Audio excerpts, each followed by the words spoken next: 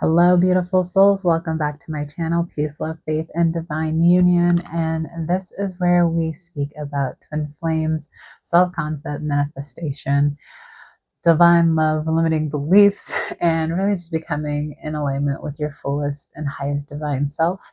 I am Kanisha. I am a twin flame certified ascension coach, and I am in harmonious union with my twin flame.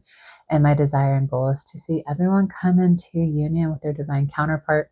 And so on this channel, we do go deep into healing, really looking at a spiritual awakening, energetic alignments, and just your subconscious transformation. And that really is going to allow you to embody divine love and the love that you desire in your twin flame union and every area of your life. So because I find this to be so important, I really like to touch on the spiritual aspect of things, but also very logical aspects of things too, because we are humans and we are also divine beings having a human experience. And so I just want to remind you that the truth is that you are whole, you are complete, and you're divine and worthy of deep love. And that is the absolute truth. So today I wanted to talk on something that really changed my union when I got very clear on this understanding. And this is why chasing your twin flame actually pushes them away and repels them. And you will get the dynamic of what you hear most twin flame talkers talk about is the push-pull of the chaser-runner dynamic. Now, I do ask you to be very cautious about that because in truth, you're both just running from love. That is really what's happening if you look at it. They're your perfect mirror. And so if you are running away from loving yourself and you're trying to put the love on them, you're going to see them running away from you. So when you put all your love and attention and focus on you, they will also put all their love and focus and attention on not only themselves, but on you too, because they're going to mirror back to you what you're doing within your consciousness. So I really encourage you to be careful watching videos on repeat about runner chaser dynamic and identifying yourself as the chaser or as the runner, because in truth, you're both just running from loving yourselves and choosing to love your union by loving yourself. So I know that can feel confusing. Like, okay, that makes some sense, but like I'm still experiencing them running away from me, Kanisha. So how do I heal this? And the thing that is really important is that you naturally want to move towards something that you want, right? But what I have learned is that it's important to attract what is for you, and it'll naturally come to you when you're in a space of actually not needing it or needing it to be there in order to feel better. So we're going to touch on a few things because I know when you're in the twin flame dynamic, you want them to text you more, you want to talk to them, you want to fix a connection, you want to convince them that you guys are twin flames, you want to explain yourself, you're going to try harder, you want to love harder, you're trying to put all your love onto them, and ultimately it will repel them and most likely freak them out. So I'm going to give you some understandings and tips on how to attract your twin flame and how to become so magnetized, so magnetic, so that they're magnetized to you and you're not continuously pushing them away. On the twin flame journey, chasing often creates the exact opposite result of what you desire. And you don't have to chase your twin flame because coming into union is an internal process. It's something you have to do within. It's not something you have to do outside. So the more that you chase, the more that they're going to pull away, the more that you're going to repel them with that chasing energy. And I want to not only explain the spiritual side of this, but y'all are going to see the nerdy side of me. Like, a lot of you don't know that on my spare time, I love watching videos about the brain. I love watching videos about the nervous system and really what it means to manifest from a also logical state and point of view. I'm a very logical person, but I'm also very intuitive and spiritual, and I found to have a balance there. So I'm always watching videos and understanding like the brain and the body and how they work together and how to really just align with the divine and our creator. And so I'm going to talk a little bit about the neuroscience of this. Now, I'm not a neuroscience scientist. Don't come at me in the comments, y'all. But I have come to understand a lot of what they speak on regarding topics of attracting. And this really started to make so much more sense to me on my twin flame journey. So I wanted to dive on this a little bit here. But before we get into that, let's first talk about chasing and actually what that is. Because people think chasing is only blowing up someone's phone and texting them and calling them, but really it's an energetic process. And what this can look like is that you're obsessing over them all day. You're constantly checking their social media. You're needing reassurance. You're trying to control the outcome. You might be overanalyzing every interaction or every text message that you get from them. You're hyper focused on when will union happen. You're trying to earn love, or you're trying to convince them that you're the best person for them. And ultimately, you're making emotional state. Your emotional state is very dependent on their behavior and how they show up. And the chasing is essentially a fear-based attachment. And it is an energy of I need something outside of me in order to feel okay. And once I recognized this, I realized how much power I was putting into not only my twin flames hands, but ultimately in other people's hands, in my jobs, hands. If I'm not getting enough hours, I'm not going to have enough money. Or if I don't hear back from my twin flame, my whole day is ruined.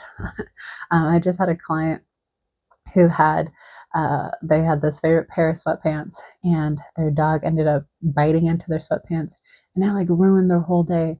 And I was like, oh no, let's shift you out of that, because that is really hard to have something outside of you shift your internal being for a day, a few days, weeks, months. And for me, I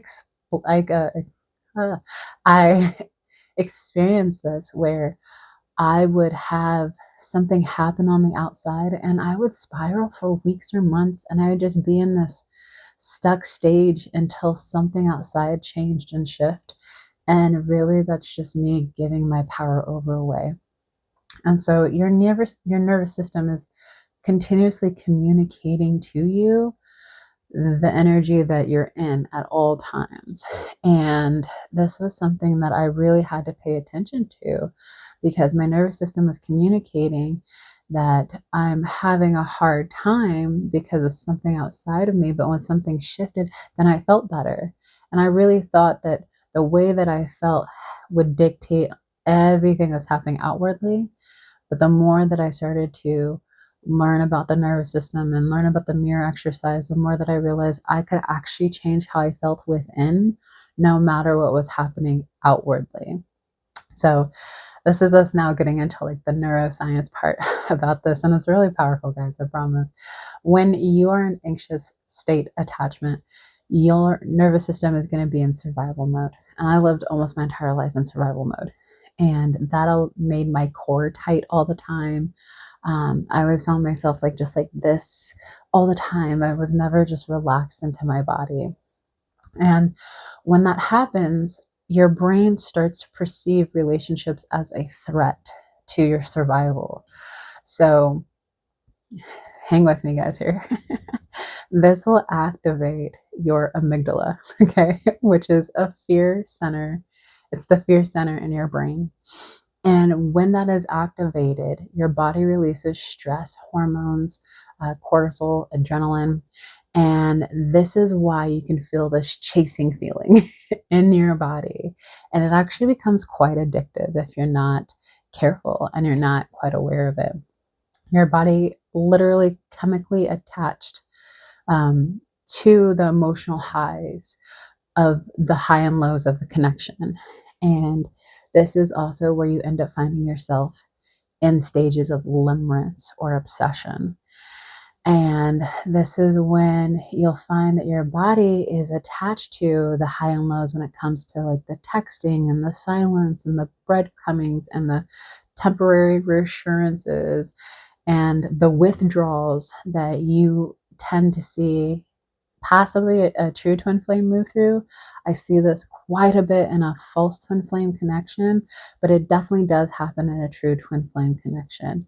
The only way you know it's a true twin flame connection is if you choose to heal these things within you, your nervous system, the chasing attachment, and you heal it, and they naturally start to draw to you.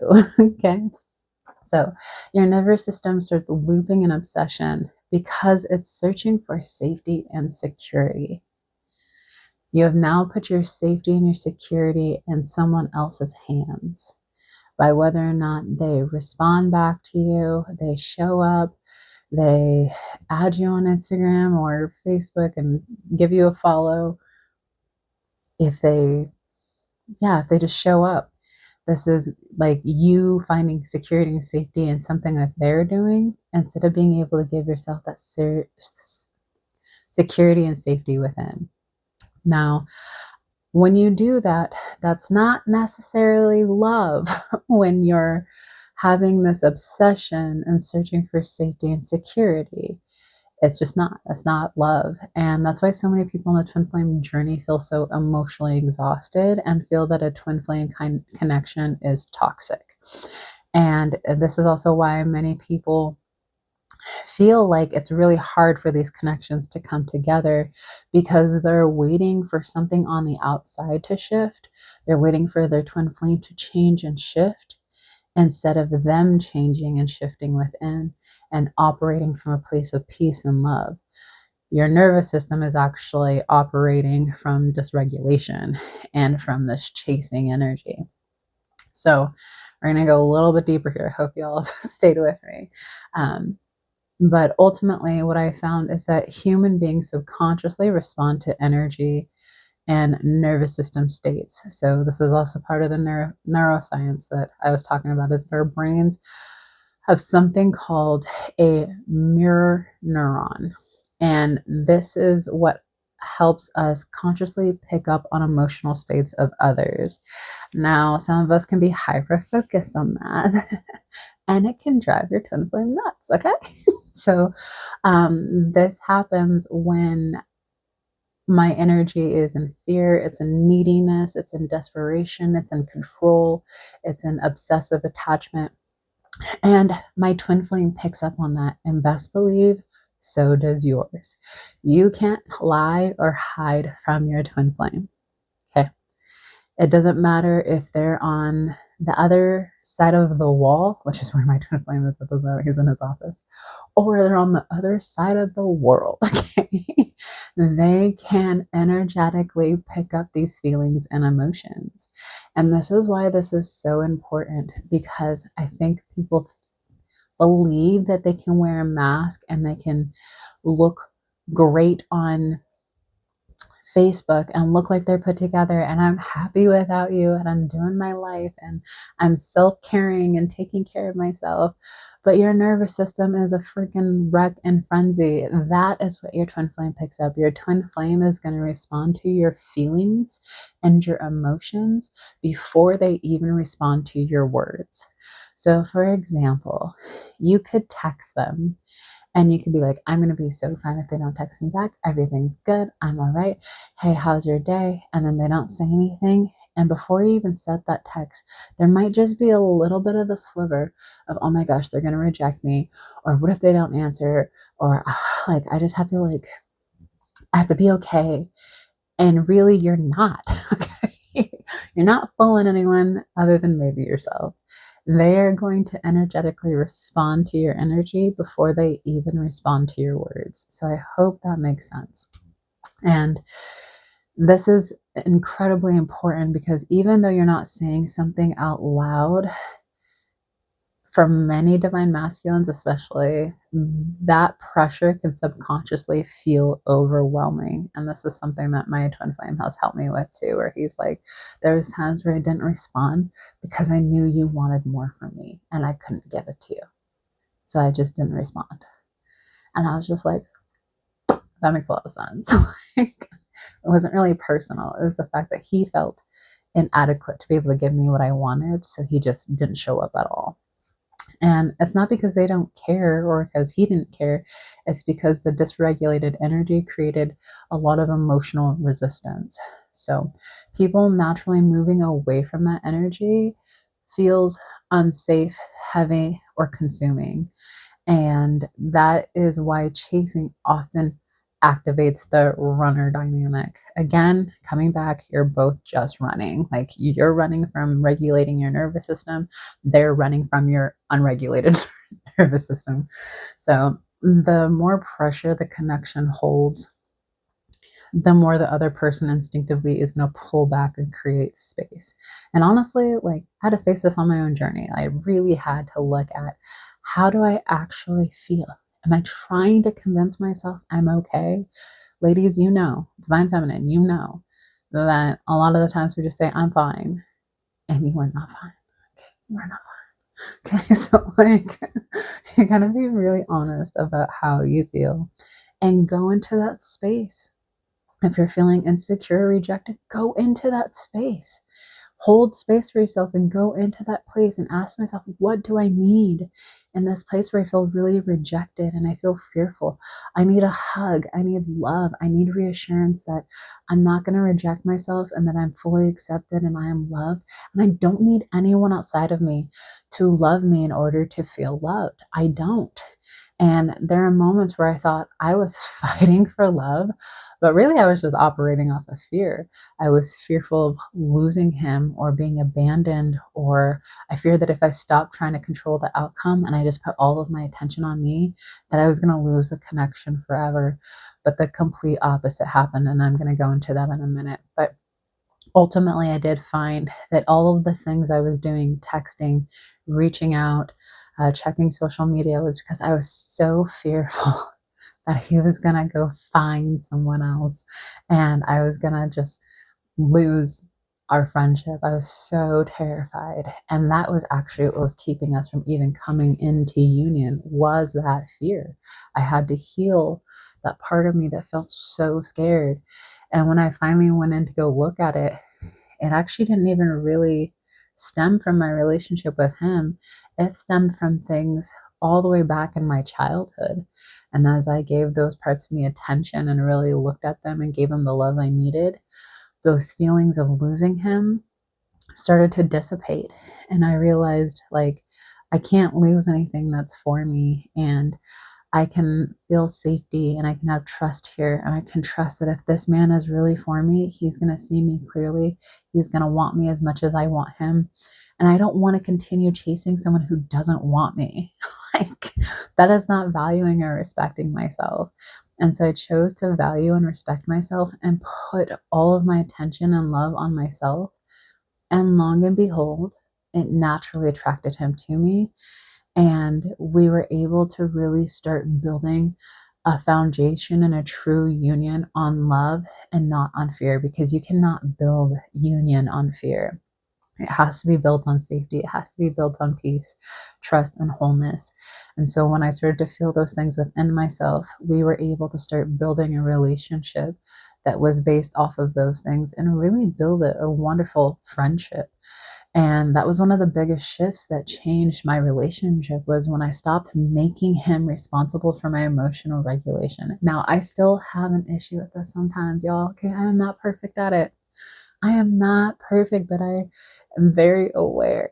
Like even today, I was like, oh, you made me feel, and I was like, wait, you're not responsible for how I feel. And I'm going to take full responsibility for how I feel. You're just triggering an aspect of me who needs love right now. And long and behold, when I gave that to myself, he came back around and he was just like, hey, I want to talk to you about this. I didn't mean to upset you there. I think I did. I could feel it that I upset you there. And if I did, that wasn't my intention. And we were able to work it out. But I wasn't putting how I felt on his shoulders, because that can feel so heavy for your partner, because it's not their responsibility. They're not your source. And that's huge when you can take full emotional responsibility. It requires a lot of awareness, but it creates such a healthy, mature relationship. And when you can get into that place of emotional stability, when you do that, I'm sorry, I was going to say something else. When you can do that, you'll find that you're no longer putting power into other people's hands.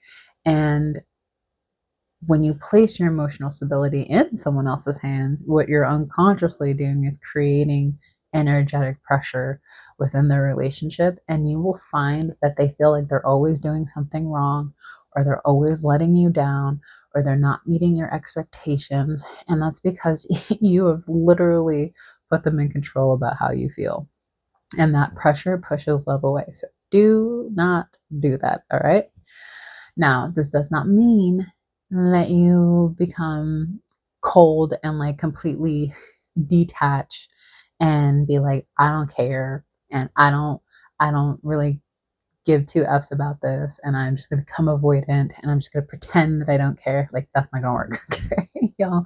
It does not work that way. That is not healing. That's just complete avoidant. Healing is learning how to deeply love someone without abandoning yourself during the process. And you're not putting expectations on them and expecting them to show up a certain way for you to feel better. Yeah, there's many times where my twin flame shows up in a certain way, and I'm just like, all right, you choose to show up that way. I'm going to choose to feel this way. I'm going to choose love here. I'm going to choose to show up for myself.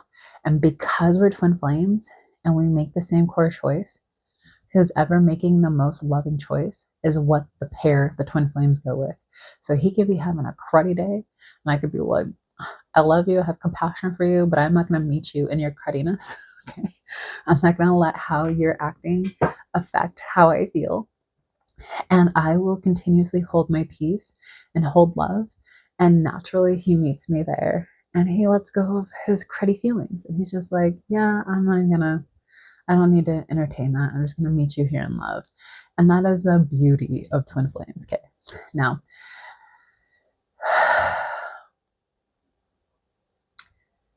I think another thing that I want to focus on is learning how to remain connected in your own peace, even when you feel uncertainty in the external, because that can feel really uncomfortable when you're experiencing the physical separation from your twin flame.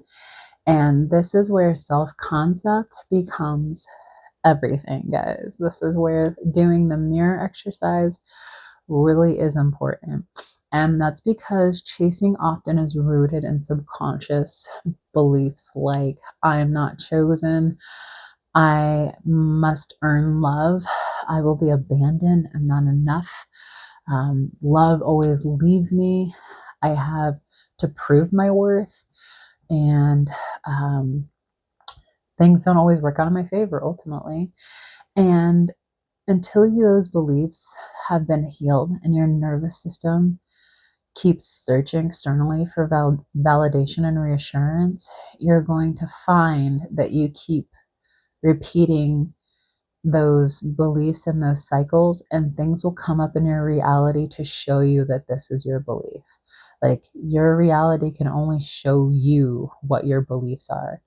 And so your subconscious mind is what everything that's being reflected back to you comes from your subconscious mind, which is 95% of everything that you're experiencing.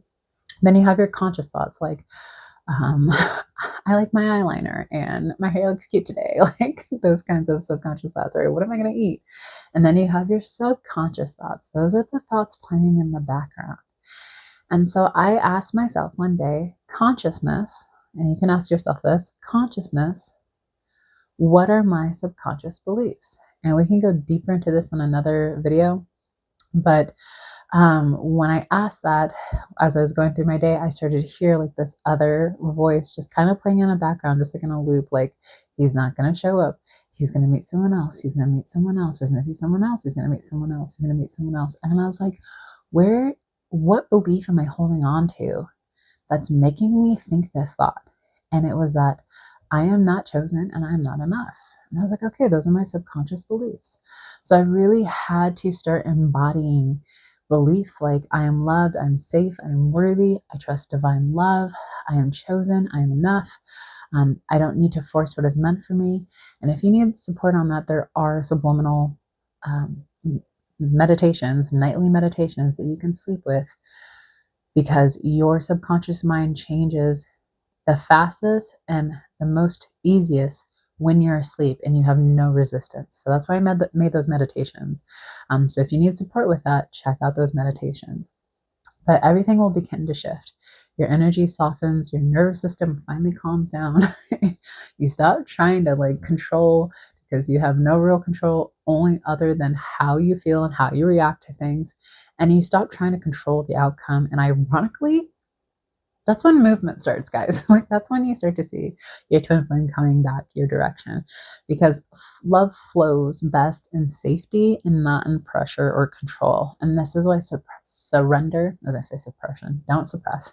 This is why surrender is so important on the twin flame journey. And again, surrender does not mean giving up. It just means like, I just release control, and I release fear, and I release attachment to the timing and the outcome. And that really allows trusting to, or trust to allow, that really allows for you to trust the process and align for what is for you. And it does not require for you to always be in chasing and survival mode. So honestly, one of the most attractive energies for anyone is literally peace and security and confidence. Like really being your authentic self and just feeling so confident in yourself, that just attracts people left and right. It's not perfection, it's peace. So someone who's fully grounded, whole, emotionally safe, connected to themselves, connected to God, they're energetic magnets, y'all. Like literally money, opportunities, people, places, things, just things happen for them.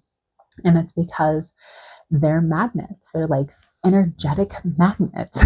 And I think that's one of the biggest misunderstandings about manifestation too, is people think manifesting is like obsessing over a desired outcome constantly, but really it's about the manifestation actually works best when your nervous system, it feels safe enough to receive. Ultimately, like when you feel like, yes, I can receive that, that is when those things unfold very quickly. It's not out of being desperate and trying to chase it down and make it happen. It's literally being able to relax and trust the process, focus on how you feel. And if you don't feel good, that's okay, but that is where the work needs to be. And when you start to realize, like, wow, maybe I've been chasing out of fear this whole time, please have compassion for yourself. Okay. Like, it took me a little while to get here too. And most people are learning attachment patterns in childhood. And many of us grew up believing that love had to be earned, proven, or fought for, or that it doesn't come easily. But divine love is not meant to be like that at all. It's not meant to have you in survival. It's meant to keep you safe, and it's meant for you to feel safe and secure and to feel peace. So healing your nervous system may be one of the most important things you can do for your union, because you're already whole, complete, divine, and worthy, and deeply loved, which is why I start my intro with that. And from that place, love stops feeling like you have to chase it, because it just doesn't work that way. And this video is meant to just help you understand that. So if it resonates, please put below, I choose peace over chasing. I'm going to love those comments. I've been really enjoying connecting with you guys in the comments. And I would love to hear your experiences as well.